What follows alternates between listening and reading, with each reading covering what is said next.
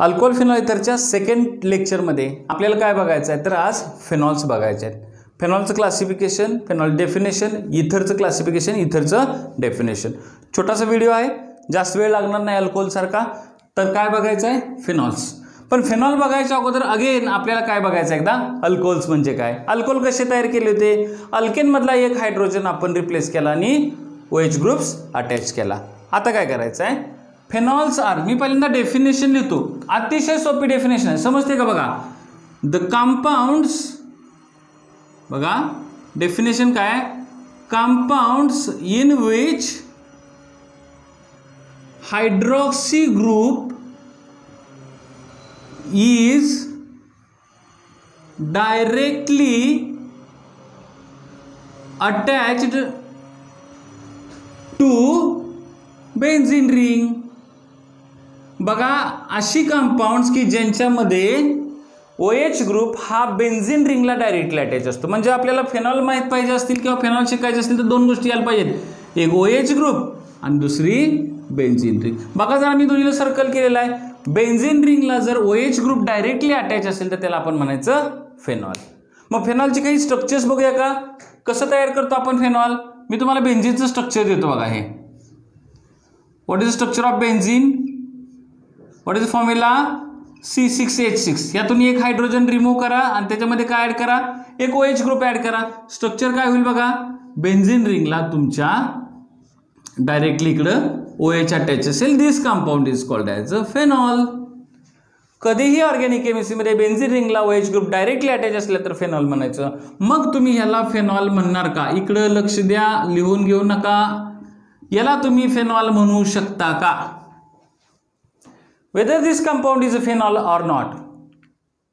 See, this is not a phenol because OH group direct benzene रिंगला attach आहे का, नाही. OH ग्रुप कार्बनला अटॅच आणि कार्बन याला आहे. आता थोडं मागल्याच व्हिडिओमध्ये झालं होतं की this is a benzylic, primary benzylic alcohol आहे. लक्षात आलं का. चलो आता फिनॉलमध्ये सुद्धा परत क्लासिफिकेशन आहे, मोनोहायड्रिक फिनॉल, पॉलिहायड्रिक फिनॉल. काय असू शकतं, मोनोहायड्रिक फेनॉल. मी स्ट्रक्चर काढतो, लक्षात येतं का बघा मोनोहायड्रिक फेनॉलचं.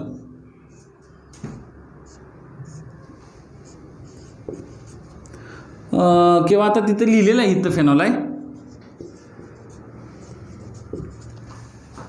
अजून एक स्ट्रक्चर काढतो मोनोहायड्रिक फेनॉलचं बघा.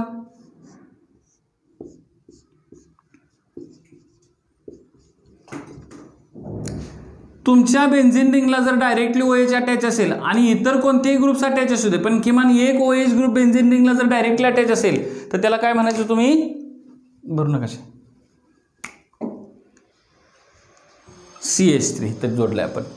C, this is phenol, this is phenol, this is. मी तुम्हाला फेनॉलची तीन स्ट्रक्चर्स काढलेत. फेनॉलची तीन स्ट्रक्चर्स काढलेत कशी, OH बेन्झीन रिंगला अटॅच आहे, OH बेन्झीन रिंगला अटॅच आहे, OH बेन्झीन रिंगला अटॅच आहे. ज्या वेळेला OH बेन्झीन रिंगला अटॅच असतो त्याला फेनॉल म्हणायचं. बाकीचे कोणतेही ग्रुप्स असले तरी चालतील. मग ह्याचं नाव काय, हा मिथाइल ग्रुप आहे. ज्या कार्बनला OH ग्रुप अटॅच आहे त्याला नंबर 1 द्यायचा. बेन्झीन रिंगमध्ये नंबरिंग आपण क्लॉकवाईज किंवा अँटी क्लॉकवाईज करतो. मग ज्या कार्बनला ज्या कार्बनला OH ग्रुप अटॅच आहे त्या बेन्झीनच्या कार्बनला आपण नंबर 1 द्यायचा. मग हा किती झाला, 2 नंबर. 2 नंबरला हा ग्रुप कोणता आहे, मिथाइल. तर ह्याचं नाव काय होईल, 2-मिथाइल फेनॉल. ह्याचं नाव सांगा, 3-मिथाइल फेनॉल. ह्याचं नाव सांगा, आता याला पाहिजे, 4-मिथाइल फेनॉल. परंतु कधीही लक्षात ठेवा, केमिस्ट्रीमध्ये ज्या ॲडजस्टंट पोझिशन शेजारचे असतात त्याला आपण ऑर्थो म्हणतो. मग ह्याला आपण असं नाव देऊ शकतो, ortho methyl phenol. Alternate position असते ही तुम्हाला माहित आहे, मेटा मिथाइल फेनॉल किंवा मिथाइल फेनॉललाच अजून एक कॉमन नाव आहे. थांबा इथं लिहून घेऊ नका. मिथाइल फेनॉल जिथं असेल ना, मिथाइल फेनॉल म्हणजे फेनॉलमध्ये एक मिथाइल ग्रुप अटॅच असेल तर त्याला आपण क्रेसॉल म्हणतो. मग याला आपण असं पण नाव देऊ शकतो की ऑर्थो क्रेसॉल. क्रेसॉल म्हणजे काय, फेनॉलला एक मिथाइल ग्रुप अटॅच पाहिजे. मग ऑर्थोक्रेसॉल म्हणजे काय, हा जो मिथाइल ग्रुप अटॅच आहे तो ऑर्थोला पाहिजे. मग ह्याचं नाव काय होईल, ह्याचं नाव कॉमन नाव मेटाक्रेसॉल आणि ह्याचं नाव काय पॅराक्रेसॉल. तुम्हाला माहिती आहे ना ऑर्थो मेटा आणि पॅरा पोझिशन. ओमपी पहिल्यांदा ऑर्थो मेटा आणि नंतरची पॅरा पोझिशन आहे. See this is all about the monohydric alcohol. What will be the meaning of polyhydric alcohol. Monohydric अल्कोहोलचा अजून एक एक्झाम्पल आपल्याकडे सापडते का पाहूया. लेट मी चेक, मला जरा बघू द्या. तोपर्यंत हे लिहून घ्या. मोनोहायड्रिक एक्झाम्पल पॅराक्रेसॉल झालं. तुम्हाला एक मोनोहायड्रिकचं एक्झाम्पल अतिशय गरजेचं आहे जे तुम्हाला यायला पाहिजे. नीटला जेईला बऱ्याच वेळेला ह्या स्ट्रक्चर विचारलं गेलेलं आहे.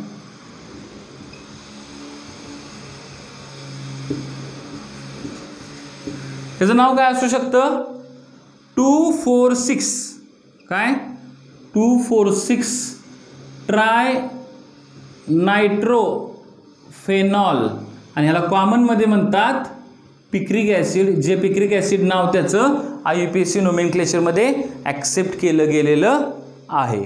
आलं लक्षात. See this is the examples of monohydric phenol.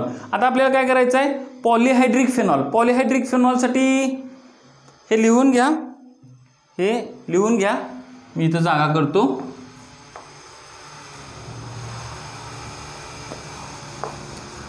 पॉलिहायड्रिक. What will be the meaning of पॉलिहायड्रिक.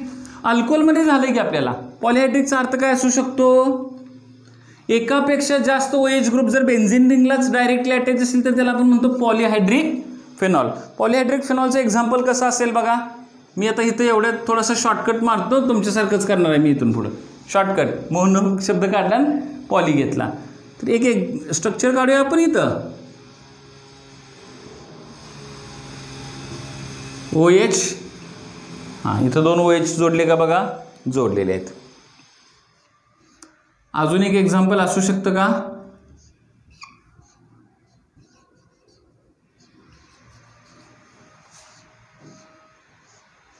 बघा.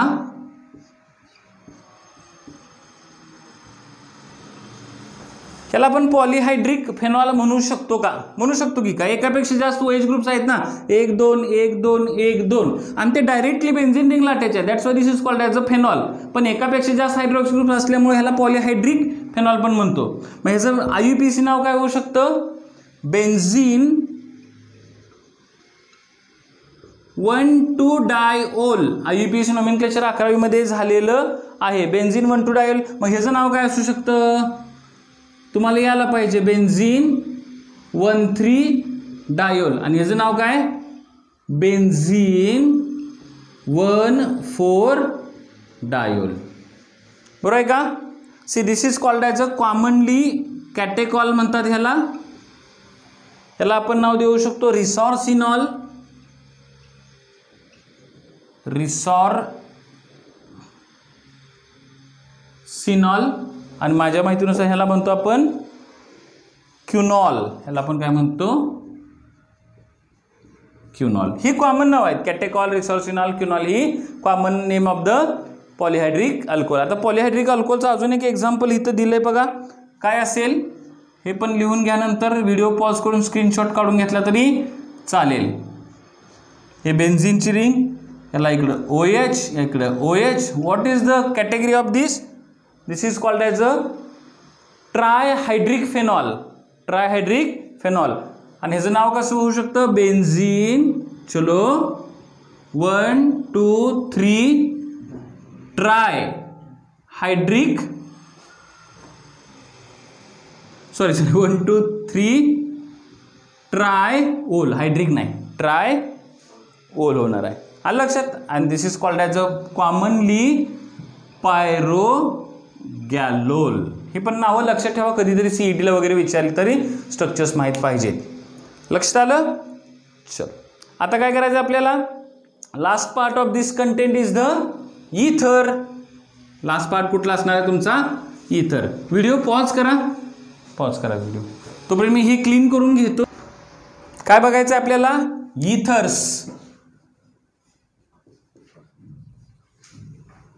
आता इथर म्हणजे काय मी अगोदर डेफिनेशन लिहितो. मगाशी अशी लिहिली होती का बघा आपण. These are the alkoxy derivatives of alkane, अर्थ काय, याचा अर्थ काय? अल्कॉक्सी म्हणजे कुठला ग्रुप? Yes, OR. आपण आता अल्कोहोलला काय म्हणलो होतं आठवतंय का तुम्हाला? अल्कोहोल एक नाव दिलं तर आपण काय, हायड्रॉक्सी डेरिव्हेटिव्ह ऑफ अल्केन, म्हणजे अल्केन मधून एक हायड्रोजन रिमूव्ह करून हायड्रॉक्सी ग्रुप ऍड केला. मग याचा अर्थ लावा बघू. अल्कॉक्सी डेरिव्हेटिव्ह ऑफ अल्केन म्हणजे एक अल्केन घ्या, त्यातून हायड्रोजन रिमूव्ह करा आणि एक अल्कॉक्सी ग्रुप ऍड केलं, तुमचं इथर तयार होईल. For example C this is denoted by ROR. कशाने डिनोट करतात हे? ROR. हे R कसं तयार झालं? एक अल्केन घेतला, कुठला? CH4, त्यातून एक हायड्रोजन रिमूव्ह केला, काय राहील तुमचं? CH3, त्याला एक अल्कॉक्सी ग्रुप जोडला, OR. दिस इज युअर इथर. आलं लक्षात? मग इथर मध्ये कसं असतं, तर मग ह्याला असं पण म्हणू शकता, these are the compounds in which 2 alkyl groups are attached to the divalent oxygen. बरोबर आहे का? बघा, इथरच्या भरपूर डेफिनेशन आहेत. ही तर डेफिनेशन अल्कॉक्सी डेरिव्हेटिव्ह ऑफ अल्केन. दुसरी डेफिनेशन अशी आहे की अशी कंपाऊंड ज्यांच्यामध्ये डायव्हॅलंट ऑक्सिजनचा अर्थ काय?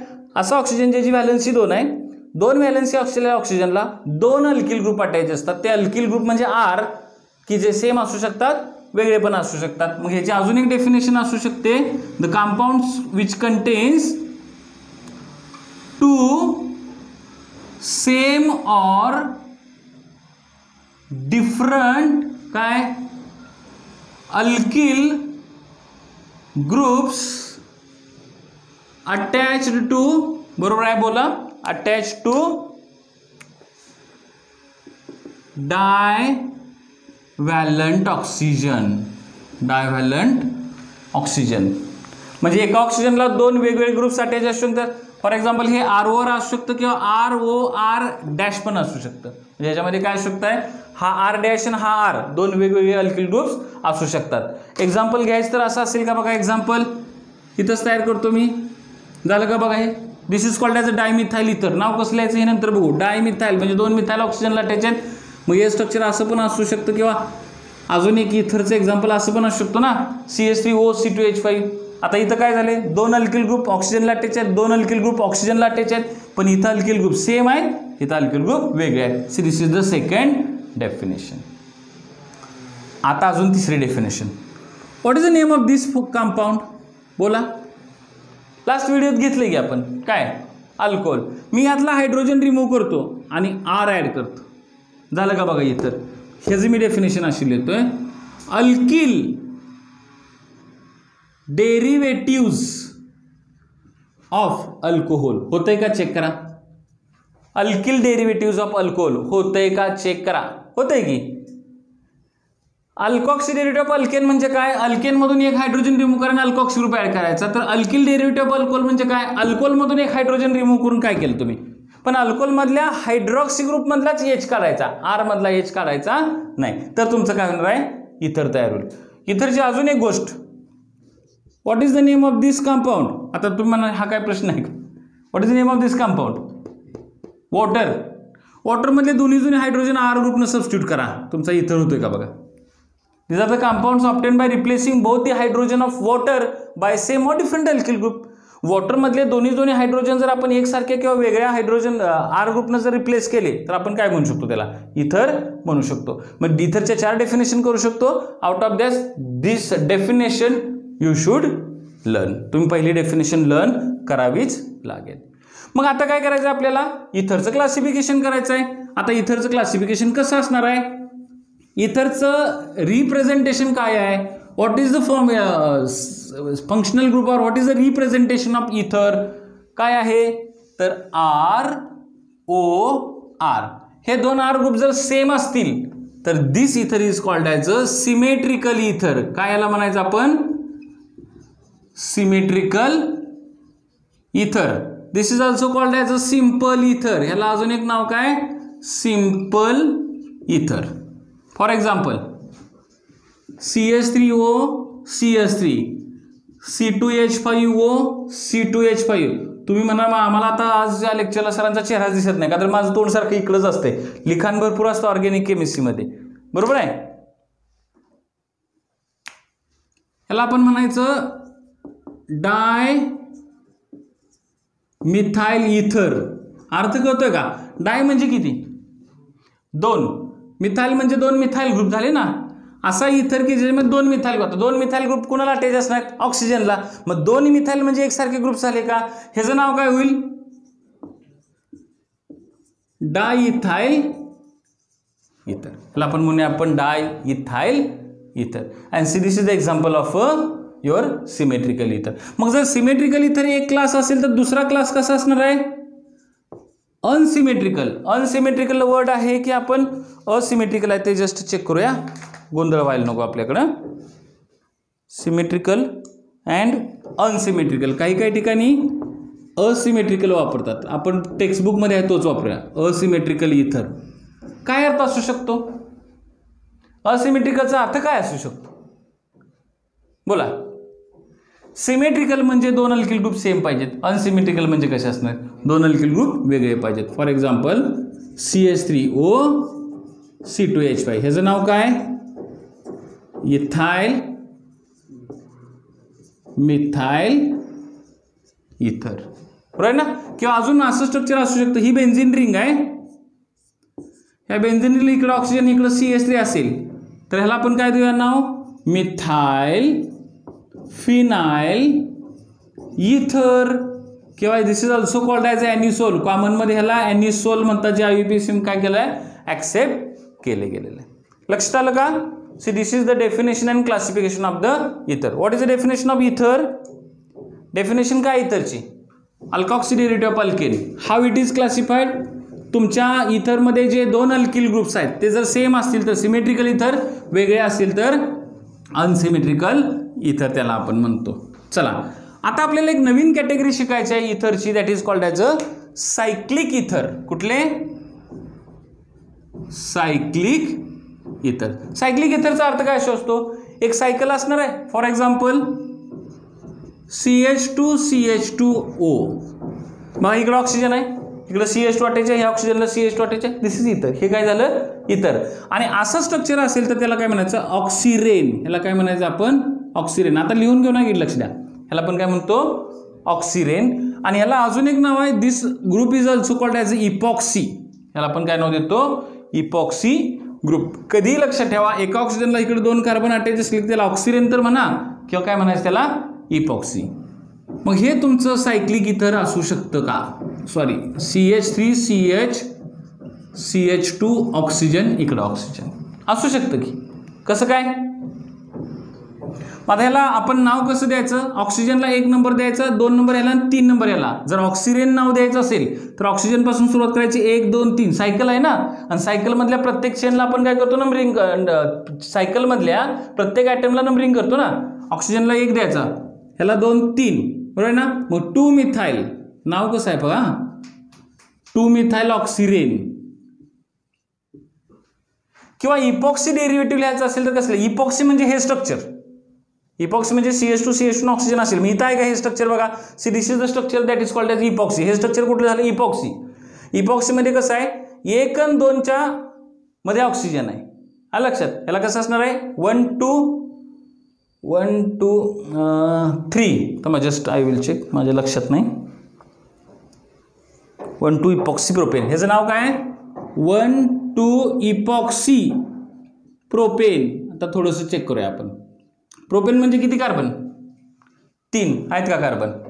आणि इपॉक्सी म्हणजे काय? 2 कार्बनच्या मध्ये ऑक्सिजन. पण त्यात कुठल्या 2 कार्बनच्या मध्ये ऑक्सिजन हेही महत्वाचं आहे. 1 आणि 2 नंबरच्या. आलं लक्षात? मग ह्याचं नाव सांगा बघू. CH3 CH CH CH3 इकडे एक ऑक्सिजन, इकडे एक ऑक्सिजन. चलो ह्याचं नाव सांगा. ऑक्सिरेन कसं होईल? ऑक्सिरेन मध्ये काय होणार आहे तुमचं? हे बघा इकडे 1 2 3. 2ला मिथाइल आहे, 3ला मिथाइल आहे. 2 3 डायमिथाइल ऑक्सिरेन. बरोबर आहे ना? आणि इपॉक्सीमध्ये कसं होणार आहे? टोटल कार्बन किती आहेत? 1 2 3 4. आणि किती नंबरच्या कार्बनमध्ये ऑक्सिजन आहे? 2ला 3च्या मध्ये ऑक्सिजन आहे का? चलो, तर मग ह्याचं कसं होणार आहे? 2 3 इपॉक्सी. बरोबर. बोला बोला बोला बोला. Epoxy butane. लक्षात आलं का? See this is all about the definition and classification of the इथर. आता नेक्स्ट व्हिडिओमध्ये आपण काय बघणार आहे? प्रिपरेशन ऑफ अल्कोहोल बघायचं आहे. चलो, थँक्यू.